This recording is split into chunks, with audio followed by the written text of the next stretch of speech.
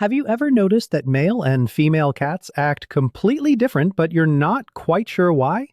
Is there really a difference between them? It's the great debate in every online cat group, on every forum, and in every living room with more than one cat. For every single person who swears their tomcat is the biggest, cuddliest, most affectionate baby in the world, there's another who will tell you with absolute certainty that their queen rules the house with a sassy, independent paw. So, what's the real story behind the stereotypes? Is one better than the other? Today we're diving deep. We're putting male and female cats head-to-head in a friendly showdown to uncover the real, fascinating differences. But we're also going to reveal the one thing that's more important than gender when it comes to your cat's unique personality. And trust me, the results might just challenge everything you thought you knew. But before our showdown officially begins, before we even get to round one, we have to share the golden rule of cat personality. This is the most important thing to remember. While gender gives us some truly fascinating general tendencies to explore, the true, authentic character of your cat is shaped by three things that are so much bigger. First, their individual, one-of-a-kind personality. Second, their upbringing and how they were socialized. And third, for so many of our beloved rescues, their past experiences. So as we go through these points today, celebrate if your cat fits the mold perfectly. But you should cheer even louder if they completely break it, because that's what makes them, them. Okay, with our golden rule established, let the showdown begin. Round 1. The Cuddle Championship. Let's talk about affection and interaction. This is, without a doubt, the most hotly debated topic of all. On one side, we have Team Male. If you picture a typical male cat, you might imagine the one that eagerly approaches you, rubs against your legs with his entire body, and confidently settles into your lap like he was born there. You know the type, the big, fluffy tomcat who seems to defy the laws of physics, flopping onto your lap with the grace of a dropped laundry basket, purring so loudly the windows rattle. This outgoing and shamelessly affectionate behavior is no coincidence. Scientific research suggests that in the wild, male cats don't bear the responsibility of raising offspring. This grants them a whole lot more leisure time.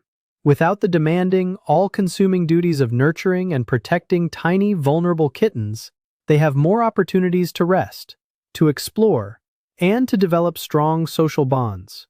This natural tendency toward relaxation translates directly into their relationships with us, making them appear more consistently affectionate and eager to seek our attention. Their confidence often makes them the first to initiate physical contact, whether it's through a solid headbutt to your chin, that rumbling purr, or just some goofy, playful antics to get you to notice them. Then, on the other side of the ring, we have Team Female. In contrast, female cats tend to exhibit a more reserved and, dare I say, dignified demeanor. You might notice that instead of immediately launching herself at you for cuddles, a female cat often prefers to watch from a distance. She observes everything from a high perch, the queen on her throne, or she might be curled up in a quiet, secluded corner, just vibing. Now, this does not mean that female cats are cold or unaffectionate. Not at all. Rather, their instincts have been shaped by nature to prioritize caution and self-sufficiency. In the wild, female cats take on the absolutely crucial role of solitary hunters and devoted mothers. This means they must remain alert and vigilant at all times to protect their young from danger. This weariness, this need for security, is deeply ingrained in their genetic makeup, often leading to a more independent personality at home.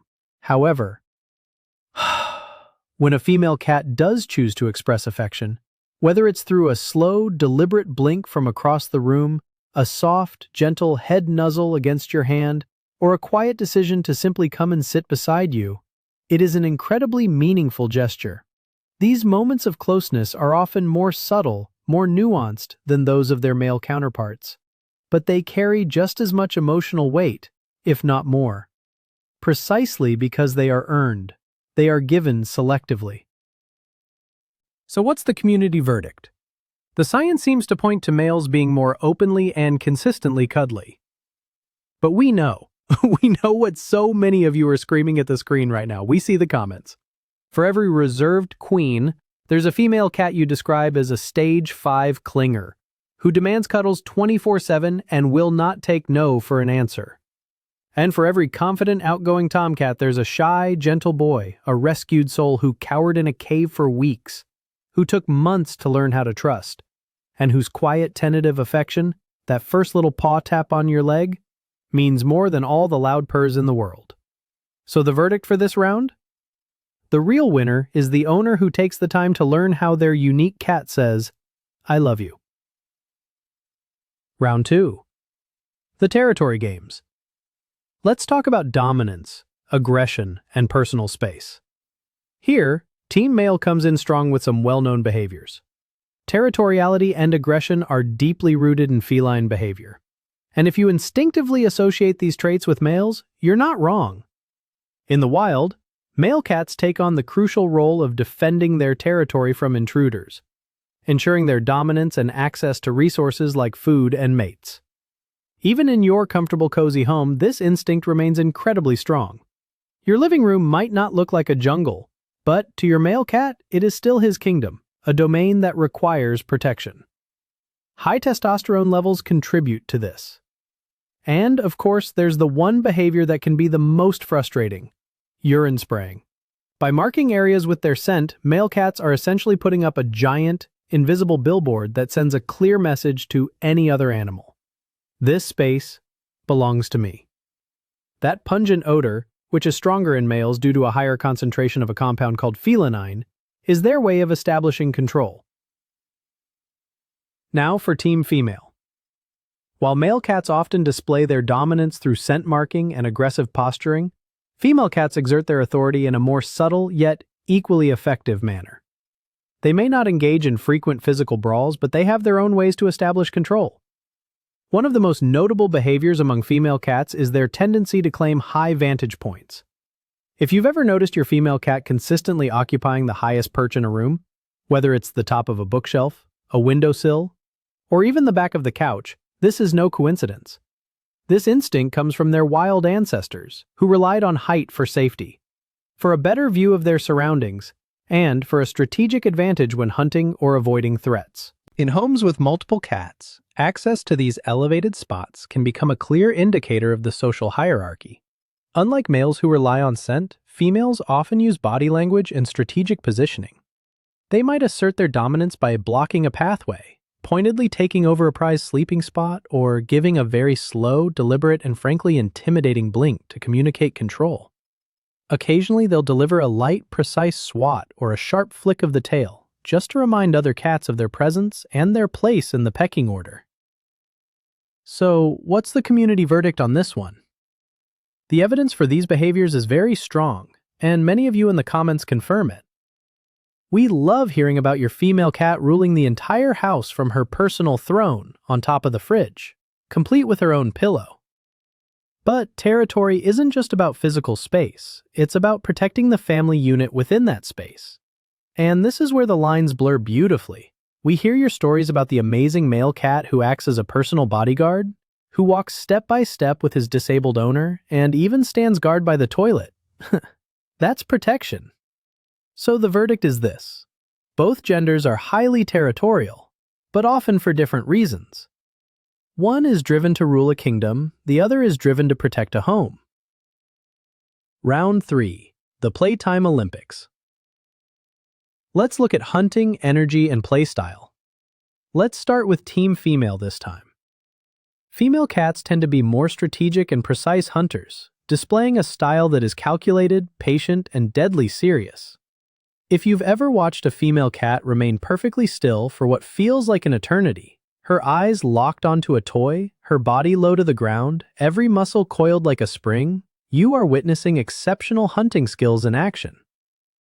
In the wild, they were primarily responsible for catching food to feed their offspring, a job that requires efficiency and a high success rate. This deeply ingrained instinct makes them meticulous, laser-focused hunters, even when the prey is just a feather on a string. Now let's bring in Team Male. Male cats, on the other hand, often approach play with a more carefree, chaotic, and downright goofy attitude. If you've ever seen a male cat chase a crumpled piece of paper or a bottle cap as if it were the most exciting, thrilling adventure in the world, it's because their hunting instincts are more playful than precise. Unlike females who perfected their techniques for survival, male cats evolved with a different priority: defending their territory. Scientists believe that their rough-and-tumble play is an extension of their need to practice for fending off potential intruders. Their energetic, sometimes completely uncoordinated approach to hunting-like play helps develop their physical strength and reflexes for future confrontations. Instead of careful stalking, you get explosive bursts of activity, wild jumping, wrestling with invisible foes, and chasing objects with a level of enthusiasm that is both hilarious and slightly terrifying. It's the difference between a trained assassin and a furry tornado. And of course, there's the timing. Male cats are famous for being more active at night, suddenly transforming into high-energy creatures just as you're trying to sleep. Those late-night zoomies are a leftover trait from their wild ancestors who used the cover of darkness to patrol their territory. The community verdict? This one is pretty clear. We're calling it the hunter versus the jester. Female cats bring skill, strategy, and deadly precision to playtime. Male cats bring chaos, energy, and pure, unadulterated joy. Both need regular playtime to be happy and healthy, but you might need to tailor the game to your audience to truly satisfy their instincts. Before we get to our final round, we need to take a moment for the most important part of this entire discussion: the heart of the matter. Because sometimes the most beautiful, the most profound differences have absolutely nothing to do with being male or female. When we read your stories, the science and the stereotypes, they all just melt away. What we're left with is the pure, unscripted magic of the bond you share. We're talking about the cat who brings you a dead mouse as a gift for dinner. She isn't just being a cat, she sees you as part of her family, and she's contributing to the meal. We're talking about the rescued soul, the cat who spent months hiding from the world, who finally learns to trust enough to reach out and tap your leg with a darling paw, then roll over for cuddles. That isn't a statistic. That's a miracle. We're talking about the loyal companion, the Manx who acts more like a dog than a cat, who walks with you step by step and gets worried and sniffs you when you're sick because he just knows. These are the real differences, the ones that are written not in their DNA, but in the history you share together. The differences that make our bonds with them so incredibly special. And what's the secret to letting that true individual personality shine through? What's the one thing that can help your cat become the best, most authentic version of themselves? This brings us to our final and most critical point, the game changer. Number 7, neutering and spaying. As so many of you agree in the comments, this is the single best, most transformative thing you can do for your cat and for your relationship with them. It's not just about controlling the pet population, it's about improving their quality of life.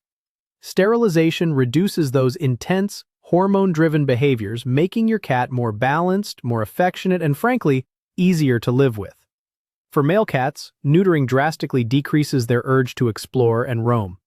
An unaltered male has a powerful biological drive to find a mate, which leads them to wander far from home, putting them at risk of traffic accidents, fights with other animals, and exposure to dangerous diseases. After neutering, that instinct fades. They become more content to stay within their safe, familiar environment. It also, thankfully, significantly reduces or completely stops territorial spraying. For female cats, spaying eliminates the stress of heat cycles. A cat in heat can be a challenge, with loud, persistent meowing, restless pacing, and constant attempts to escape. By spaying your female cat, you eliminate these hormonal fluctuations, allowing her to be more relaxed and stable. Many owners report that their spayed females become even more affectionate over time. Without the constant biological distraction of mating instincts, they can form deeper, more consistent bonds with their human family. Beyond the behavior, the health advantages are enormous. Neutering reduces the risk of testicular cancer in males. For females, spaying prevents uterine infections and greatly reduces the risk of mammary cancer. It allows their true personality, the one we just talked about, to come to the forefront. So, after all of that, who wins the ultimate showdown? Male cats or female cats? The real answer is neither. It's a trick question. The best cat is the one that has stolen your heart. The best cat is the one purring next to you right now, or the one judging you from the top of the bookshelf.